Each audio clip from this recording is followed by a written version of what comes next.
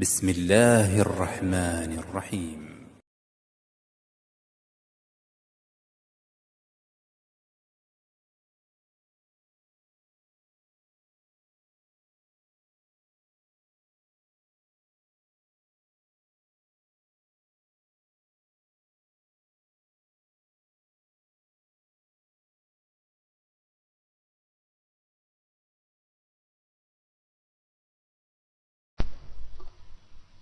السلام عليكم ورحمة الله وبركاته.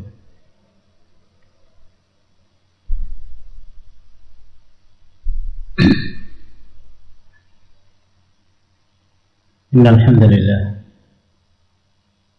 نحمده ونستعينه ونستغفره ونعوذ بالله من شرور أنفسنا ومن سيئات أعمالنا. من يهده الله فلا مضل له ومن يضلل فلا هادي له، وأشهد أن لا إله إلا الله وحده لا شريك له،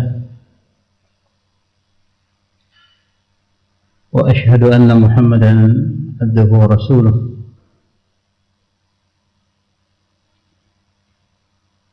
يا أيها الذين آمنوا اتقوا الله حق تقاته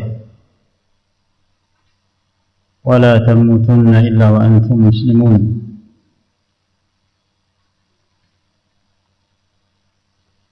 يا أيها الناس اتقوا ربكم الذي خلقكم من نفس واحدة وخلق منها زوجها وبث منهما رجالا كثيرا ونساء، واتقوا الله الذي تساءلون به والأرحام إن الله كان عليكم رقيبا. يا أيها الذين آمنوا اتقوا الله وقولوا قولا سديدا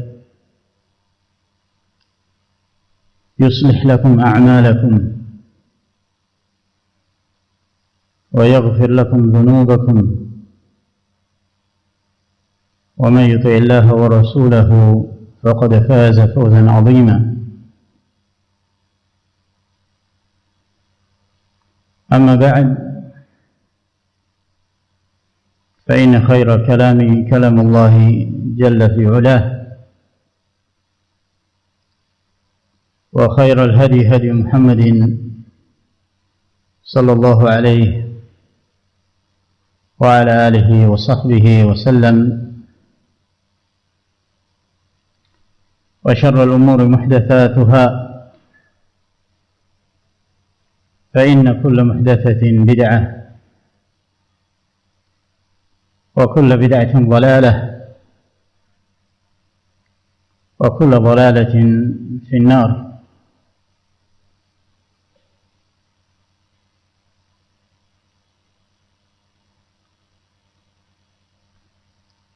أيها الإخوة في الله،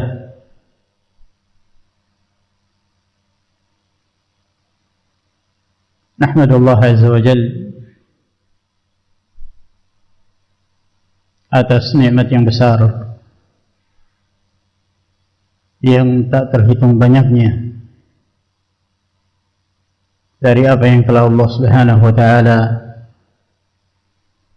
limpahkan kepada kita dalam kehidupan ini.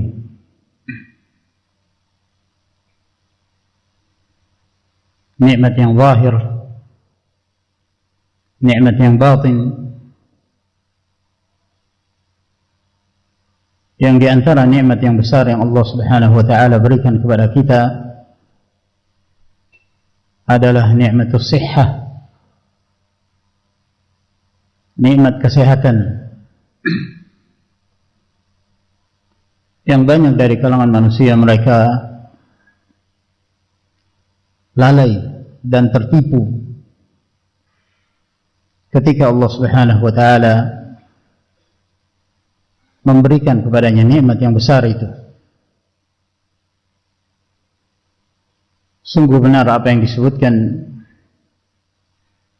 dan disabdakan oleh Rasuluna al-Karim sallallahu alaihi wa alihi wasallam dalam sebuah hadis yang diriwayatkan oleh Imam Al-Bukhari dari hadis Ibn Abbas radhiyallahu taala anhuma, bahwa Nabi sallallahu alaihi wa alihi wasallam bersabda, ni'matani maghbunun fihima katsirun minan nas,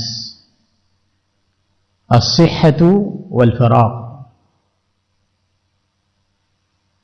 Ada dua kenikmatan yang banyak dari kalangan manusia mereka menjadi rugi. Mereka tertipu dengan dua kenikmatan itu tatkala mereka tidak memanfaatkannya dengan hal-hal yang mendekatkan diri mereka kepada Allah Subhanahu wa taala. Yang pertama adalah nikmat kesehatan, dan yang kedua adalah nikmat adanya waktu yang Allah Subhanahu wa taala berikan, adanya umur, usia yang Allah Subhanahu wa taala memberi kesempatan kepada seorang hamba untuk memanfaatkannya dalam kehidupan ini. Maka nikmat sehat itu adalah merupakan nikmat yang sangat besar sekali, dan seorang akan merasakan besarnya nikmat as-sihhah. Nikmat kesehatan itu adalah pada saat dia kehilangan nikmat tersebut. Di dalam hadis yang lain yang diriwayatkan oleh Al-Imam Tirmidzi dari hadis Salamah bin Ubaidillah bin Mihsan Al-Khatmi dari ayahnya, bahwa Rasulullah sallallahu alaihi wa alihi wasallam bersabda, "Man asbaha minkum aminan fi sirbihi mu'afa fi jasadihi indahu qutu yaumihi faka'annama hizat lahu dunya." Dalam riwayat yang lain ada tambahan bihadafiriha. Barang siapa di antara kalian yang merasakan keamanan, ketentraman pada dirinya atau bersama dengan keluarganya, dia hidup di sebuah negeri yang tidak terjadi kekacauan, dia hidup dengan penuh kebahagiaan, ketentraman, dan dia diberi kesehatan pada jasadnya, dan dia memiliki makanan yang dengannya dia memenuhi kebutuhan pokoknya. Kata Nabi sallallahu alaihi wasallam, barang siapa yang memiliki hal ini, maka seakan-akan dia telah diberikan kepadanya seluruh dunia ini. Karena itulah nikmat yang Allah Subhanahu wa taala berikan kepada seorang hamba, nikmat hidup dengan penuh keamanan, ketentraman, kebahagiaan jasmani dalam kondisi sehat walafiat, dan dia bisa makan. Itulah kehidupan dunia, itulah yang diinginkan oleh setiap manusia dalam kehidupan ini. Selebihnya itu adalah merupakan tambahan-tambahan. Walhasil ma'asyara alaihi rahimakumullah, sehat adalah merupakan kenikmatan yang besar yang wajib bagi kita untuk menjaga, memelihara, dan memanfaatkan kesehatan itu untuk semakin mendekatkan diri kepada Allah Subhanahu wa taala. Idza kunta fi ni'matin far'aha, apabila engkau berada dalam suatu kenikmatan, maka jaga kenikmatan itu. Fa innal ma'asi tuzilu ni'am, karena sesungguhnya perbuatan maksiat itu akan menyebabkan hilangnya kenikmatan yang kita rasakan. Ayyuhal ikhwatu fillah, pada pertemuan kita di malam hari ini saya ingin berbicara dan menyebutkan sedikit tentang apa yang saya rasakan dalam 2 bulan ini, dan semoga memberi manfaat khusus kepada diri saya pribadi, demikian pula kepada ikhwah sekalian. Hari ini adalah tepat 2 bulan semenjak saya mulai merasakan gejala COVID. Ini hari tanggal 7 Oktober, ya, tanggal 7 Oktober, bertepatan dengan akhir bulan Safar. Saya nggak tahu malam ini masih di akhir bulan Safar atau sudah memasuki bulan Rabi' al-Awwal. Walhasil saya mulai merasakan gejala COVID pada tanggal 7, 2 bulan yang lalu. Jadi tepat hari ini adalah 2 bulan sempurna dari mulai gejala yang menimpa saya. Namun sebelum saya menjelaskan sedikit tentang apa yang saya alami dalam perjalanan sakit dan berbagai macam hal yang saya hadapi dalam upaya untuk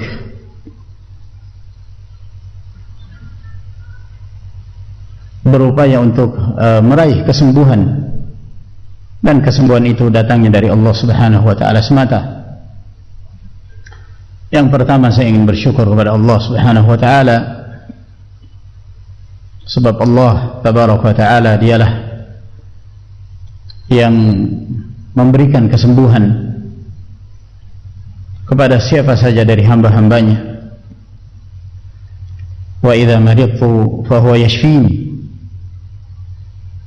Nabi Allah Ibrahim Al-Khalil alaihi salam, beliau mengatakan sebagaimana yang difirmankan oleh Allah Subhanahu wa taala, dan apabila aku dalam keadaan sakit, maka dialah Allah Azza wa Jalla yang memberikan kesembuhan.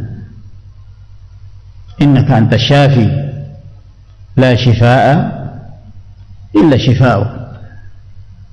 Allah Azza wa Jalla yang memberi kesembuhan kepada siapa saja dari hamba-hambanya. Maka yang pertama dan yang paling utama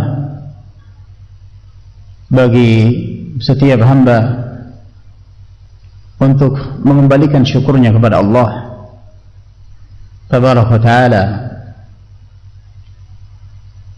Rabbi awzi'ni an ashkura ni'mataka allati an'amta alayya.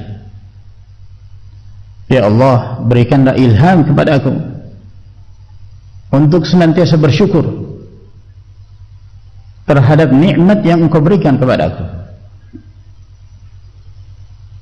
Maka seorang hamba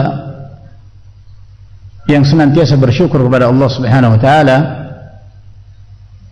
maka Allah Azza wa Jalla cinta kepadanya dan akan semakin menambah kenikmatan pada hamba tersebut. Yang kedua, saya ingin mengucapkan terima kasih dan syukur kepada pemerintah kita, pemerintah Republik Indonesia yang telah berupaya semenjak awal munculnya virus COVID-19 di negeri kita ini. Mereka pun telah berupaya semaksimal mungkin dengan mengeluarkan sekian banyak materi untuk kepentingan masyarakatnya dan mengerahkan petugas-petugas kesehatan yang mereka bersiap untuk merawat mereka-mereka yang terkena virus tersebut. Sampai triliunan rupiah mereka keluarkan. Yang wajib bagi kita untuk berterima kasih kepada mereka. Semoga Allah Subhanahu wa taala membalas kebaikan mereka dengan pahala yang berlipat ganda di sisi Allah Subhanahu wa ta'ala, dan semoga Allah Azza wa Jalla memberi hidayah, memberi taufik kepada mereka untuk senantiasa berjalan di atas bimbingan Allah Tabaraka wa ta'ala. Terkadang ada sebagian masyarakat kita yang tidak pandai berterima kasih kepada pemerintah, dan yang mereka sampaikan adalah kritikan-kritikan. Mengapa pemerintah semakin bertambah hutangnya? Padahal kalau kita memperhatikan bahwa ada sebab-sebab tertentu yang itu menjadi kemaslahatan bagi masyarakat itu sendiri. Di antaranya dalam hal menangani COVID ini. Maka wajib bagi kita untuk berterima kasih. La yashkurullah man la yashkurun nas. Tidaklah bersyukur kepada Allah Subhanahu wa ta'ala seorang yang tidak berterima kasih kepada manusia. Kemudian saya juga ingin mengucapkan terima kasih kepada para nakes, para perawat, para dokter yang mereka saling bekerja sama, berjibaku dalam upaya untuk memberi perawatan dan bantuan semaksimal mungkin sesuai dengan kemampuan mereka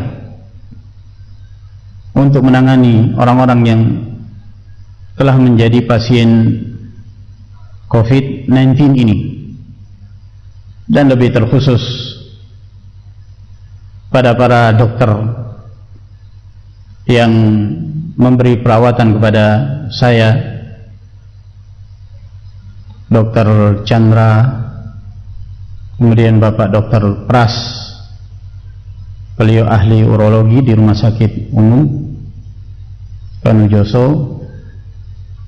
Demikian pula Dr. Dwi, beliau juga ahli urologi, beliau adalah menantu Dr. Pras,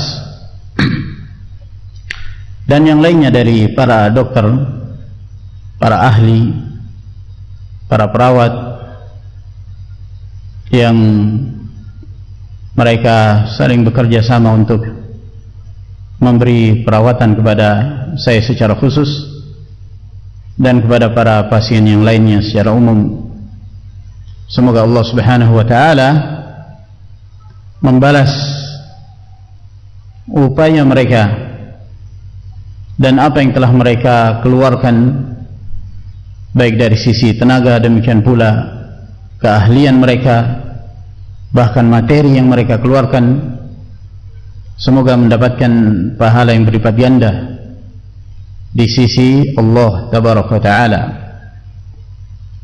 Demikian pula saya tidak melupakan untuk berterima kasih dan bersyukur kepada para ikhwah sekalian,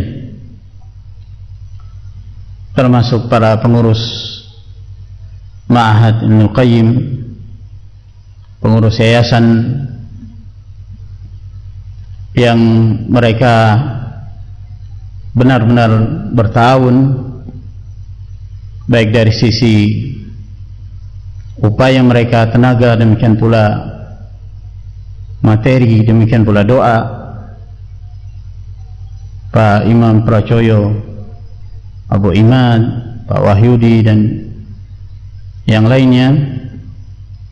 Demikian pula saya berterima kasih kepada para ulama, para masyayikh yang mereka turut mendoakan meskipun mereka berada di negeri yang jauh.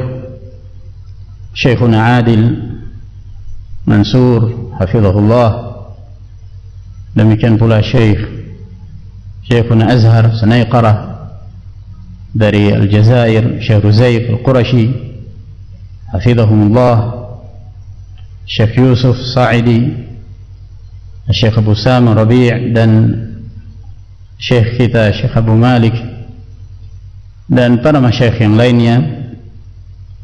Demikian pula para asatidah baik yang berdomisili di Balikpapan atau di ma'had kita hafizahumullah yang turut mendoakan.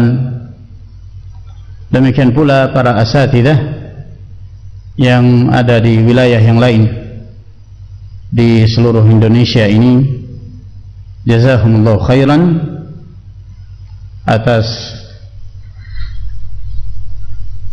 doa yang mereka panjatkan untuk saya pribadi.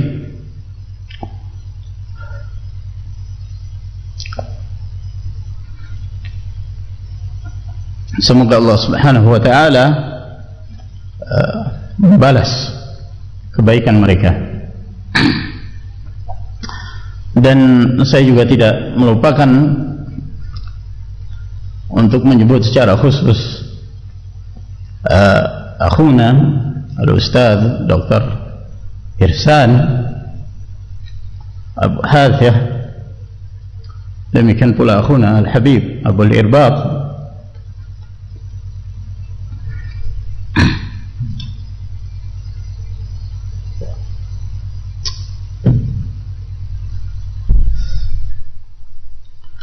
yang sejak awal saya merasakan penyakit ini, mereka senantiasa memberikan bantuan dan pelayanan kepada saya. Bahkan di saat saya sudah dalam kondisi positif, sudah keluar hasil positif sekalipun, yang sesungguhnya saya mengkhawatirkan jangan sampai mereka dekat dengan saya, justru akan menyebabkan mereka juga terkonfirmasi.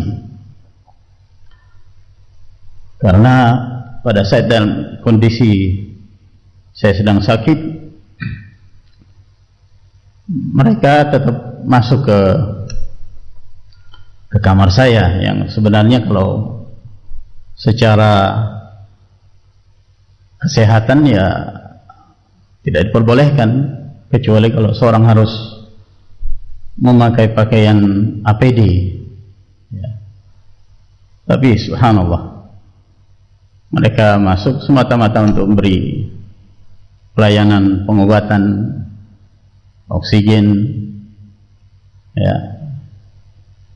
Dalam kondisi saya ketika itu sudah melakukan isoman, isolasi mandiri, keluarga saya tidak berani masuk ke dalam kamar, tapi mereka juga isoman juga, iso mundar mandir maksudnya, bukan isolasi mandiri. Mereka masuk ke dalam kamar. Bahkan ketika itu saya sudah dalam kondisi drop ya. Kondisinya sudah menurun kesehatannya. Saturasinya itu sudah tidak stabil di bawah 90. 86 kadang turun dari itu. Saya sudah merasakan sesak nafas. Ya. Seharusnya saya dijemput dengan ambulan. Ya, dan para penjemputnya orang-orang yang mestinya lengkap dengan pakaian APD-nya itu. Tapi subhanallah, beliau Abu Irbad bersama Dr. Irsan jazakumullah khair sambil membawa mobil putihnya Abu Khadijah Pak Udin ya, mengantar saya ke rumah sakit ya, dalam keadaan tidak memakai APD. Jadi saya mengkhawatirkan mereka, tapi alhamdulillah Allah Subhanahu wa taala tetap memberi kesehatan kepada mereka sampai kemudian mereka sudah berhasil untuk melakukan vaksin. Wal fadlu fi hadza lillah Subhanahu wa taala. Ini adalah merupakan keutamaan dari Allah tabaraka wa taala. Ayyuhal ikhwatu fillah, secara ringkas sebagaimana yang saya sebutkan bahwa saya mulai merasakan demam itu pada hari Sabtu tanggal 7 Agustus tahun 2021. Namun saya masih berkumpul dengan sebagian keluarga. 2 hari setelah itu, hari Senin, baru kemudian saya melakukan pemeriksaan swab PCR, kemudian hari Selasa keluar hasilnya, dan hasilnya adalah positif. Namun pada saat itu saya masih merasa belum ada serangan yang signifikan, dalam artian saya cukup melakukan isoman, kemudian mendapatkan obat-obatan, vitamin dari Puskesmas Geraha dan dikontrol oleh Dr. Emi lewat telepon, demikian pula Dr. Irsan, sampai kemudian pada hari Ahad, jadi hasilnya itu keluar pada hari Selasa, lalu kemudian di hari Ahad itu saya diberi alat ya, oximeter untuk mengukur saturasi, dan pada saat itu saturasinya memang anjlok, turun ya. Pihak dokter sendiri mengatakan kalau sudah di bawah 90 maka ini kami sudah nggak mampu, harus ke rumah sakit. Walhasil saya pun memutuskan untuk segera bawa aja ke rumah sakit ya, karena terus terang saya juga baru mendengarkan istilah saturasi. Jadi saturasi itu adalah kondisi oksigen di dalam darah. Ketika saturasi itu turun, itu menunjukkan kurangnya oksigen yang ada di dalam darah seorang. Yang ini semakin turun itu akan semakin menyebabkan seorang mengalami sesak atau yang diistilahkan dengan hipoksia. Walhasil pada hari Ahad tersebut, siang hari, saya berangkat ke rumah sakit, masuk ke UGD, dan alhamdulillah Dr. Pras juga sudah bersama dengan tim beliau berupaya untuk mencarikan saya tempat. Namun pada saat itu memang masih dalam kondisi ramai-ramainya orang terkonfirmasi positif, khususnya di Balikpapan ini. Rumah sakit itu full lebih terkhusus lagi ruang ICU. Jadi di rumah sakit umum ini, rumah sakit Kanujoso ini, fasilitas ICU-nya bisa dibilang paling lengkap di Kalimantan Timur ini. Jadi rata-rata orang-orang yang datang dari luar Balikpapan pun ketika mereka ingin melakukan pengobatan secara intensif itu ke Balikpapan, ke rumah sakit Kanujoso ini. Nah, di situ ada 3 ruangan. Ada ruangan ICU COVID yang pertama itu ada 12 kamar. ICU COVID yang kedua ada 7 kamar, dan ICU COVID yang ketiga juga ada 7 kamar. Pada waktu itu seluruhnya full, tidak ada tempat. Sehingga di hari itu saya ditempatkan di ruang isolasi, bukan ICU, di belakang itu, namanya Lavender. Tapi saya selama di situ itu hanya sehari aja, sampai tengah malam, dalam keadaan alat yang memeriksa saturasi itu bunyi terus. Artinya saturasi saya selalu di bawah 90. Ya. Dan di situ tidak ada alat yang lengkap. Ya. Sampai kemudian tengah malam saya diberitahu bahwa saya akan dipindah ke ruang ICU karena sudah ada yang kosong. Kosong itu bukan karena ada yang sembuh ya, tapi ya berangkat ke kilo 15. Nah, jadi tengah malam saya baru dibawa ke ICU. Nah, saya baru masuk ICU sudah ada 3 peti mati di situ. Artinya ada 3 orang yang meninggal. Ya.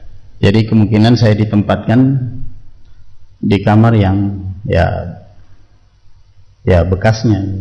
Ya. Bukan untuk menakut-nakuti ini ya, tapi ya agar kemudian kita mengambil pelajaran ya, dan waspada bahwa kesehatan itu nikmat yang besar. Walhasil di tengah malam itu baru saya bisa masuk ke ruangan ICU. Dan di ruang ICU itu memang kondisi saya sudah dalam kondisi sangat lemah ya. Saya hanya bisa berbaring.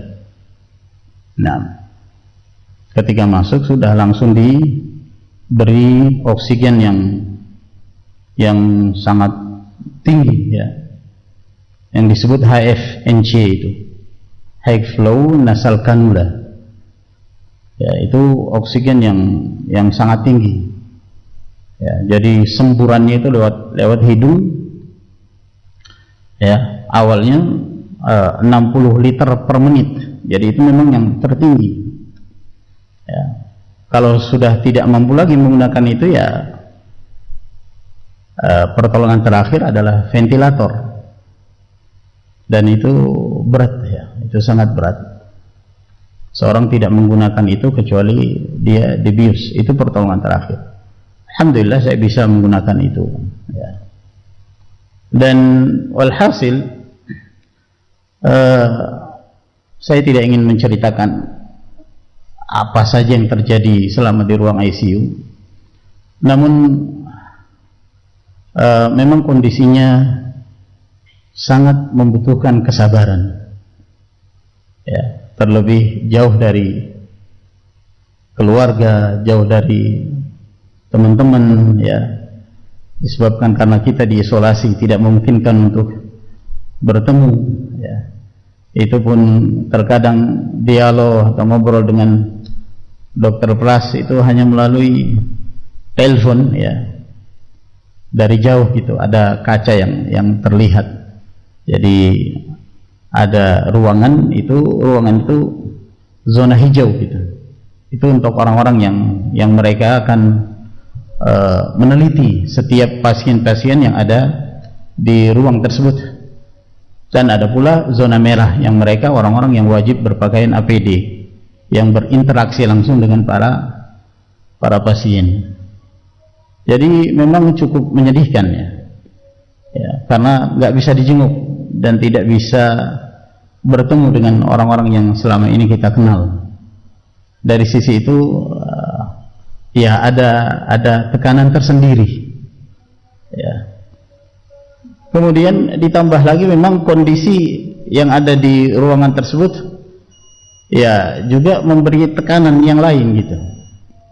Karena selama saya di ruangan tersebut, meskipun di hari-hari pertama saya bisa merasakan tidur, namun mulai di hari yang keempat dan seterusnya itu kadang-kadang tidur itu sulit ya. Kadang-kadang saya tidak bisa tidur selama 2 hari ya, karena ya kondisi yang ada di situlah. Belum lagi melihat yang ini tadinya sehat, kemudian tidak lama setelah itu dibawakan peti mati lagi ya. Selama 1 bulan saya berada di ruang ICU ya, itulah pemandangan yang saya saksikan ya. Bahkan ada yang saya menyaksikan mulai dari awal dia sehat sampai kemudian dia menghembuskan nafas yang terakhir itu saya melihat dengan mata kepala sendiri. Nah, dan itu pada saat itu memang kondisi saya kadang-kadang stabil, kadang-kadang kurang stabil. Namun ada satu hal yang penting untuk kita mengambil pelajaran di sini, akhwan, bahwa di saat itulah dibutuhkan seorang akan merasakan manfaat yang besar dari tauhid. Mempelajari tauhid, pelajari bagaimana seorang tawakal kepada Allah Subhanahu wa taala. Kita mengetahui bahwa dalam kondisi apapun kita mengembalikan segala urusan kita kepada Allah Tabaraka taala. Itulah pentingnya seorang mempelajari tauhid, mempelajari iman. Kalau seorang tidak memiliki iman, subhanallah ya, saya nggak tahu para pasien itu apakah mereka sholat. Saya sih nggak, dari yang saya saksikan, yang saya lihat sendiri, nggak sholat ya, tidak berzikir kepada Allah Subhanahu wa taala. Maka oleh karena itu, ma'asyiral ikhwah rahimakumullah, ketika antum dalam kondisi sehat, manfaatkan untuk belajar. Pentingnya ilmu di saat seorang dalam keadaan genting seperti itu. Karena kadang-kadang kalau seorang sudah sakit ya, dan itu disebutkan oleh para ulama, disebutkan oleh penulis kitab Tasliyatu Ahlil Musawab, bahwa ada orang-orang yang ketika mereka sehat itu semangat, sholat berjamaah semangat ya, terlihat saleh, tapi ketika mendapatkan cobaan, sholat dia tinggalkan. Dia meninggalkan sholat, seakan-akan dia lupa kepada Allah Subhanahu wa taala. Ada orang-orang yang seperti ini kondisinya ya. Oleh karena itu belajar dengan penuh keikhlasan ya akhwan, menuntut ilmu, itulah yang bermanfaat dalam kehidupan seorang hamba, dalam kehidupan dunia, khususnya di saat dia sakit, di saat dia genting. Ilmu itu sangat bermanfaat, terkhusus ilmu tauhid ya. Dia meyakini bahwa Allah Subhanahu wa taala pasti akan memberikan yang terbaik. Bukankah Allah Subhanahu wa taala berfirman, "Wa basyir as-sabirin." Sampaikan kabar gembira kepada orang-orang yang bersabar itu. Alladzina idza asabatuhum musibah qalu inna lillahi wa inna ilaihi raji'un. Yaitu mereka yang ketika diberi cobaan, ketika mereka mendapatkan musibah, apa yang mereka ucapkan? Inna lillahi wa inna ilaihi raji'un. Inna lillahi, sesungguhnya kami milik Allah. Kita ini semua adalah milik Allah Subhanahu wa taala. Wa inna ilaihi raji'un, dan kita semua pasti akan kembali kepada Allah. Kalau kita semua kembali kepada Allah, maka kita harus mempersiapkan bahwa kita akan berhadapan dengan Allah dan kita akan ditanya oleh Allah Subhanahu wa taala. Ini keutamaan seorang mukmin. Ketika dia mendapatkan musibah, dia enggak lupa untuk mengucapkan inna lillahi wa inna ilaihi raji'un. Kalimat ini ya ikhwan, kadang-kadang ada sebagian keliru di dalam memahami. Ada yang memahami bahwa ucapan inna lillahi wa inna ilaihi raji'un itu hanya diucapkan kalau ada orang yang meninggal. Padahal tidak demikian. Musibah secara umum. Musibah secara umum. Bahkan ketika lampu mati pun inna lillahi wa inna ilaihi raji'un. Idza asabathum musibah. Musibah apa? Umum. Tidak disebutkan musibah tertentu. Maka dia mengucapkan inna lillahi wa inna ilaihi raji'un. Apa keutamaan seorang yang bersabar? Apa keutamaan seorang yang ketika diberi musibah maka dia mengucapkan inna lillahi wa inna ilaihi raji'un? Ulaika alaihim salawatun min rabbihim wa rahmah wa ulaika humul muhtadun. 3 keutamaan yang disebutkan oleh Allah Subhanahu wa taala. Mereka yang bersabar, mereka yang mengucapkan inna lillahi wa inna ilaihi raji'un pada saat mereka mengalami musibah. Yang pertama yang Allah Subhanahu wa taala sebutkan, ulaika alaihim salawatun min rabbihim. Mereka akan mendapatkan salawat. Apa itu salawat? Pujian dan sanjungan dari Allah kepada hamba tersebut. Apabila Allah memuji dan menyanjung seorang hamba, berarti Allah cinta kepadanya, berarti Allah ridha kepadanya. Wa rahmah, yang kedua rahmat dari Allah Subhanahu wa taala. Allah mengampuni dosanya, Allah menjaganya, Allah memberikan rahmat dan kasih sayang kepadanya. Dan yang ketiga, wa ulaika humul muhtadun. Mereka adalah hamba-hamba yang diberi hidayah oleh Allah Subhanahu wa taala. Kata Umar bin Al-Khattab radhiyallahu taala anhu ketika menyebutkan 3 keutamaan yang Allah berikan ini kepada orang yang bersabar, yang mengucapkan inna lillahi wa inna ilaihi raji'un ketika diberi cobaan, kata Umar bin Al-Khattab, ni'mal idlan wa ni'matil ilawah. Ni'mal idlan wa ni'matil ilawah. Al-idlan itu kalau unta, ya, seekor unta itu biasanya kalau unta yang dikendarai itu ada pengalasnya itu di atas, ya. Kemudian di samping kanan kirinya itu ada semacam kantong-kantongnya itu. Kemudian bagian atasnya, ya, ada semacam atapnya, itu juga biasanya tempat untuk naruh barang. Kata Umar radhiyallahu taala anhu, ni'mal idlan. Itu sebaik-baik al-idlan. Al-idlan itu asalnya 2 tempat yang ada di punggung unta. Dan al-ilawah itu bagian atapnya, ya. Dan Umar bin Khattab radhiyallahu taala menyebutkan ketiga keutamaan tersebut, bahwa ini 3 keutamaan yang besar yang Allah Subhanahu wa taala berikan kepada seorang hamba, mendapatkan salawat, kemudian rahmat dari Allah Subhanahu wa taala, dan mereka adalah hamba-hamba yang diberi hidayah oleh Allah tabaraka wa taala.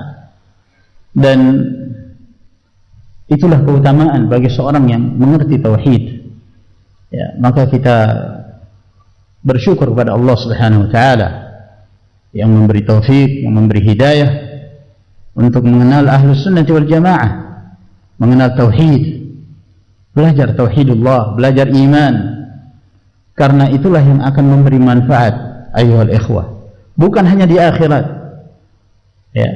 Di antaranya adalah ketika seorang dalam kondisi-kondisi seperti ini, ya, dia merasa bahwa tidak ada yang menolong dia, tapi dia yakin bahwa Allah Subhanahu wa taala mendengarkan keluhannya.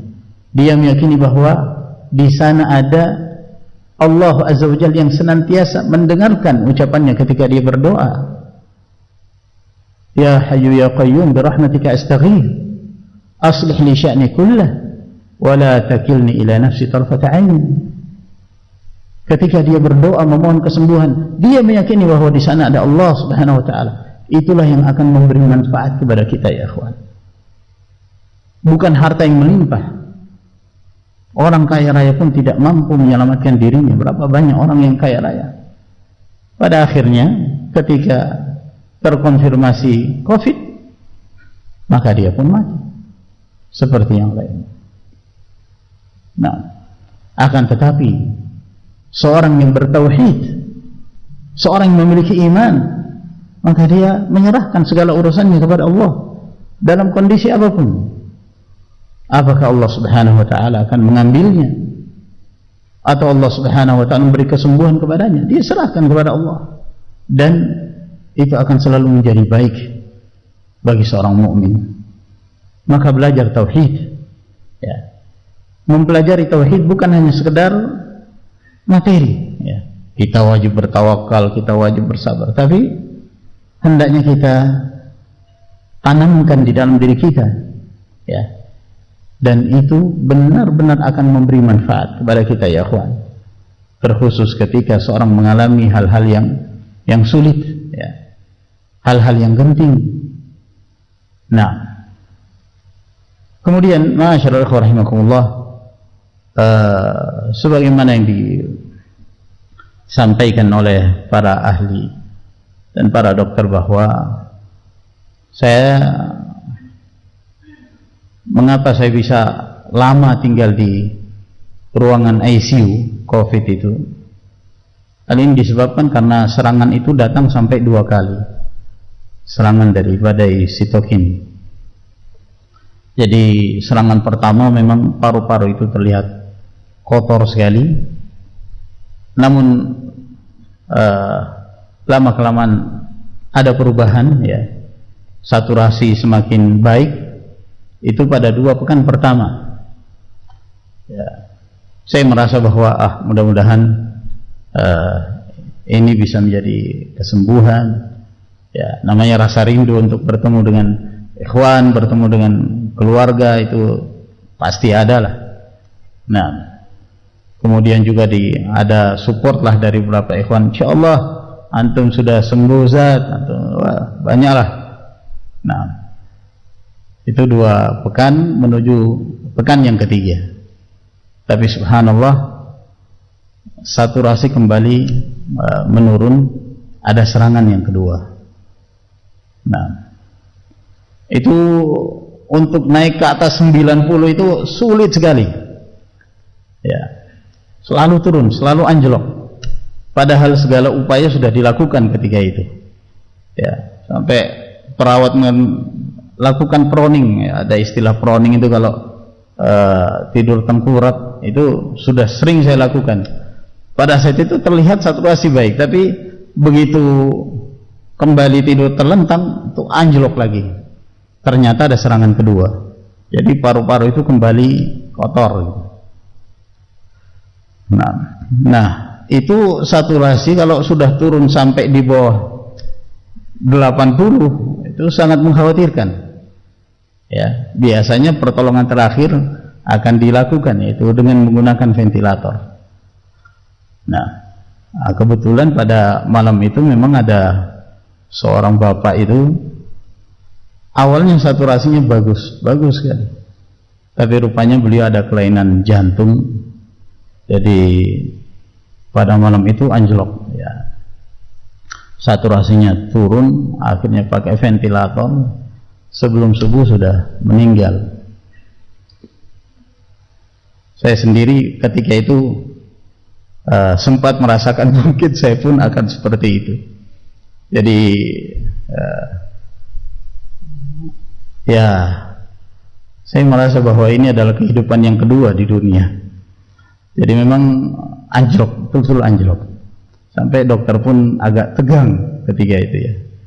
Tapi alhamdulillah semuanya dengan takdir Allah Subhanahu wa taala, dan alhamdulillah saya bersyukur kepada Allah Azza wa Jalla bahwa selama berada di ICU pun saya berusaha semaksimal mungkin untuk bisa melakukan apa yang mungkin saya lakukan. Ya, walaupun di hari-hari pertama itu memang sulit. Untuk melakukan sholat aja itu sulit, ya. Karena sholat baring. Ya, sampai kadang-kadang ini sudah berapa rakaat ini, karena banyak halusinasi juga, jadi kita tidak bisa fokus gitu di hari-hari pertama itu. Ya, banyak khayalan-khayalan yang datang macam-macam. Kadang sholat udah selesai sholat itu masih, ini saya sudah sholat apa belum? Ya, apalagi ketika sedang sholat, ini sudah rakaat keberapa? Akhirnya saya ulang lagi gitu. Sulit, ya. Tidak bisa berwudu, tidak bisa tayammum, jadi sholatnya faqidut tahurain. Nah, ini juga penting bagi para ikhwah, ya. Mungkin akan suatu saat mengalami kondisi di mana dia hanya tidur di atas pembaringannya, ya. Tayammum tidak bisa, apalagi wudu nggak bisa. Sholatnya gimana? Ya sholat seperti itu. Fattaqullaha mastata'tum. Bertakwa kepada Allah semampu kalian. Jangan dengan alasan tidak bisa berwudu, nggak bisa tayammum, akhirnya nggak sholat. Akhirnya tidak sholat. Oh, ini tidak diperbolehkan. Sholat tetap diwajibkan. Sholat itu disebut sholat faqidut tahurain. Seorang yang mengerjakan sholat kehilangan dua alat suci. Dia nggak bisa berwudu dan tidak bisa tayammum, ya. Dan itu yang bisa saya lakukan. Baca Al-Quran tidak bisa. Mengeluarkan suara seperti ini, baru mau mengucapkan a'udzubillah sudah batuknya luar biasa. Kemudian nafasnya sudah ngos-ngosan, nggak bisa. Membaca Al-Quran tidak bisa. Paling-paling hanya bisa mendengarkan murattal, ya, itu bagian dari hiburan. Kemudian beberapa hari setelah saya bisa membuka iPad, lalu kemudian saya bisa membaca beberapa tulisan-tulisan para ulama, di antaranya kitab Tasliyatu Ahlil Musab, itu betul-betul sangat bermanfaat. Tasliyatu Ahlil Musab, hiburan bagi orang-orang yang terkena musibah. Subhanallah, itu saya berupaya untuk membaca dan merenungi apa yang disebutkan. Itu sangat bermanfaat sekali, ya. Sambil memperbanyak zikrullah subhanahu wa ta'ala. Hanya itu yang bisa kita lakukan. Alhamdulillah, Allah azza wa jal tidak akan memberi cobaan kepada seorang hamba kecuali dalam batas kemampuannya, ya.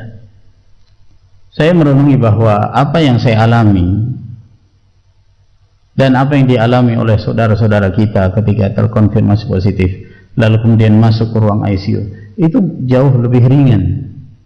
Itu jauh lebih ringan dibandingkan apa yang dialami oleh orang-orang saleh sebelum kita. Para nabi, para rasul. Bukankah Rasulullah sallallahu alaihi wasallam mengatakan asyaddul bala al-anbiya, thumma al-amthal, thumma al-amthal.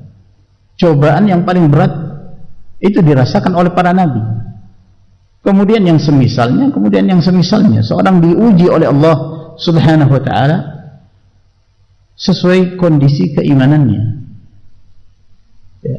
Apa yang dialami oleh Nabiullah Yunus alaihissalam, Dzannun, masuk dalam perut ikan, ya. Masuk dalam perut ikan. Kira-kira gimana gambarannya itu? Allah azza wa jalla menyebut wanada fi dhulumat, dan Nabiullah Yunus alaihissalam berdoa di kegelapan, dalam perut ikan. La ilaha illa anta subhanak inni kuntu minadh dhalimin. Doa Nabiullah Yunus alaihissalam, ya. Saya merasa alhamdulillah saya masih dirawat, masih ada penerang, makannya masya Allah, ya. Nikmatnya mulai dari sarapannya, makan siangnya, makan malamnya, belum lagi camilannya, perawat datang setiap saat. Alhamdulillah, itu masih ringan dibandingkan apa yang dialami oleh Nabiullah Yunus alaihissalam. Masih lebih ringan dibandingkan apa yang dialami oleh Nabiullah Ibrahim alaihissalam, dilempar ke api. Hasbunallah wa ni'mal wakil.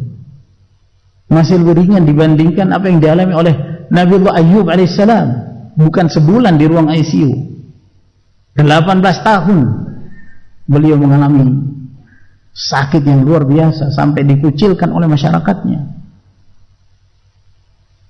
Masih lebih ringan dibandingkan apa yang dialami oleh Maryam alaihissalam, ya, yang beliau dalam keadaan hamil, dalam keadaan mengandung anaknya tanpa ayah, ya, beliau menjauh dari masyarakatnya karena khawatir akan dituduh melakukan perbuatan zina dan yang lain.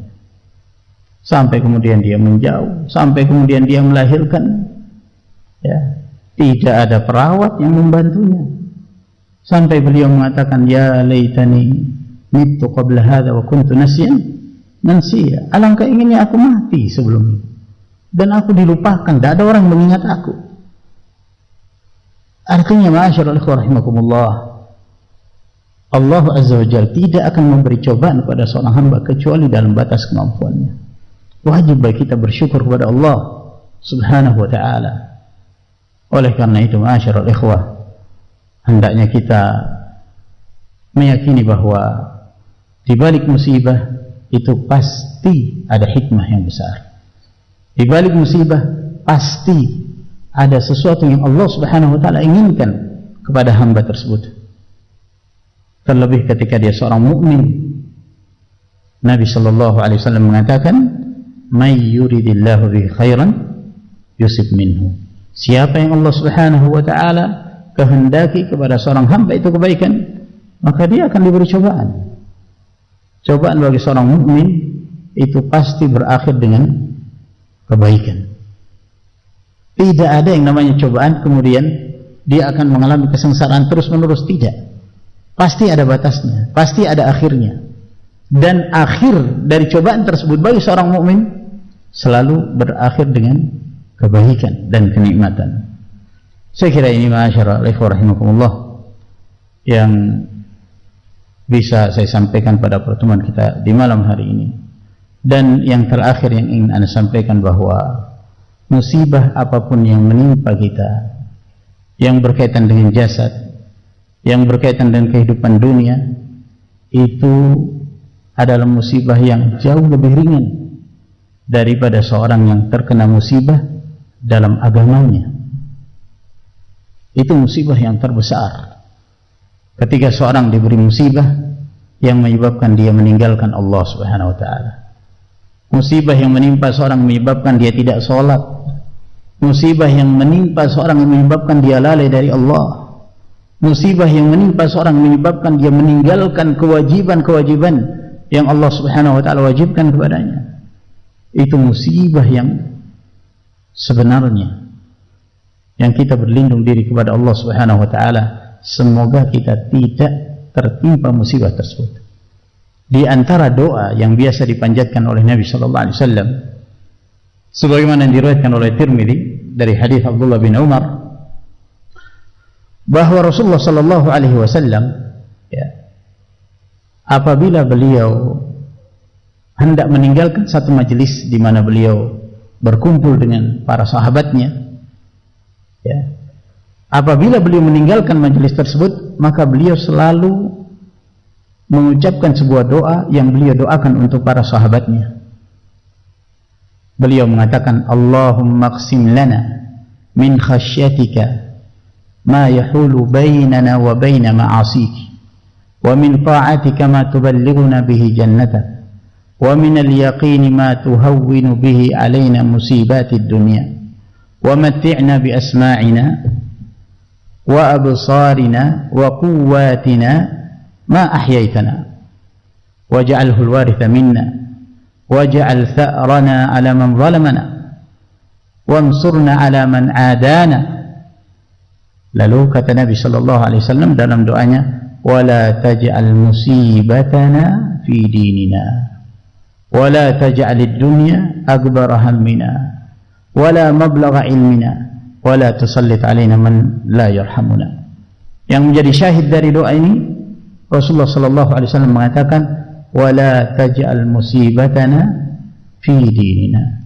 Jangan engkau ya Allah memberikan musibah kepada kami dalam perkara agama kami. Musibah yang menimpa seorang hamba dalam perkara dunia itu masih ringan, jauh lebih ringan. Tapi kalau menimpa agama, waliyadzubillah, dari hidayah menuju pada kesesatan, yang tadinya dia rajin beramal saleh lalu kemudian dia meninggalkan amalan salehnya, yang tadinya dia masya Allah semangat di dalam menjalankan sunnah, akhirnya dia meninggalkan apa yang menjadi kebiasaannya. Maka ini musibah yang sebenarnya. Wala taj'al musibatana fi dinina. Jangan engkau menjadikan musibah kami dalam urusan agama. Wala taj'alid dunya akbar hammina. Jangan engkau menjadikan dunia sebagai prioritas utama dalam kehidupan ini. Yang difikirkan dunia, lalu kemudian dia tidak memikirkan bahwa dia akan bertemu Allah Subhanahu wa taala. Sampai di sini ikhwan, wa akhiru da'wana alhamdulillahi rabbil alamin, sallallahu ala nabiyina Muhammad wa ala alihi wa sahbihi wa sallama tasliman katsira. Wassalamu alaikum.